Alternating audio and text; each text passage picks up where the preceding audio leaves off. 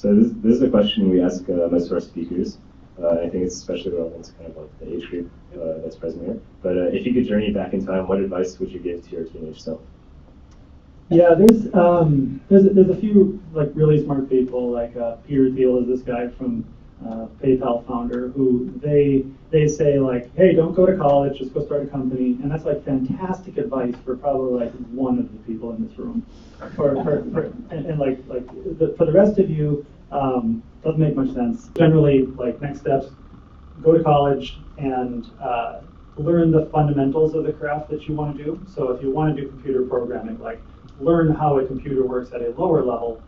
Don't just like figure out how you can quickly get demos together on an iPhone or on PHP. Like that's all important, but like if you don't understand what's actually happening under the covers, how computers actually work, how technology actually works, you hit walls that'll be really tough. So like learn the technical craft of what you want to do, but then like expose yourself to the rest of the things that college would have to offer. You know, that like take some humanities classes, take some art classes. Like generally, those aren't going to directly help you in your tech job on a day-to-day basis, but it's going to make it so that when you're hanging around with other people, they actually find you kind of interesting and they want to work with you. They want to be partners with you. They want to be successful with you, and finding people that you will be successful with, that you respect, that they respect you, that you complement each other well, is the most important thing for your first 5-10 years out of college. Is not maximizing your income on the first year out of college, but finding the skills and finding the people that you want to work with, so that when you're in your 30s, you are launching companies and you're doing really exciting things. What do you think are some of the exciting things that Evernote will allow us to do in the future?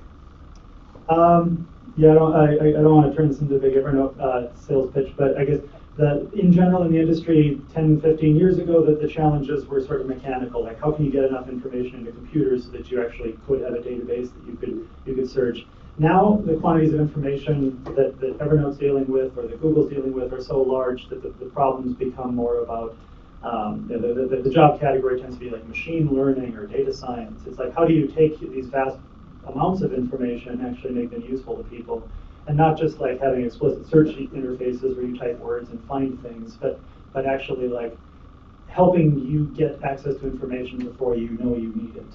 It's a really, really hard problem. You've all seen things where you're using some product like Facebook or whatever, and it starts suggesting stuff at you, and you're like, well, this is stupid. Like, it's not, I don't actually want this thing that you're trying to expose to me at this moment.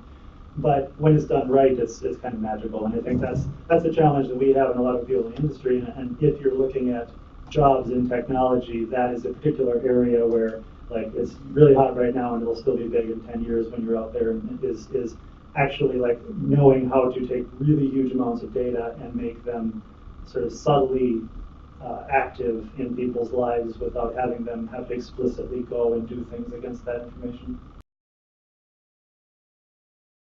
I know plenty of folks who are investors. I know how they look at things if they're trying to find someone to invest in.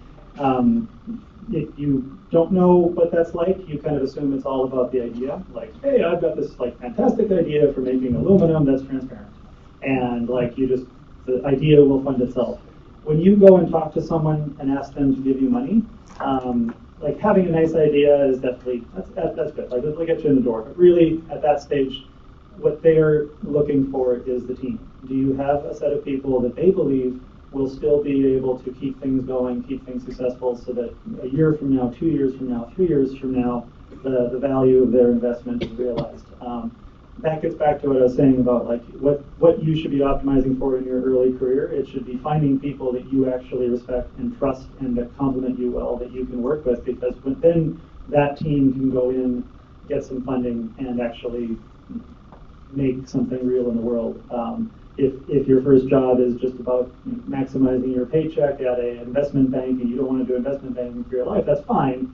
But you're kind of in the hole for the next thing you want to do because you can't demonstrate a great team that can pull it off.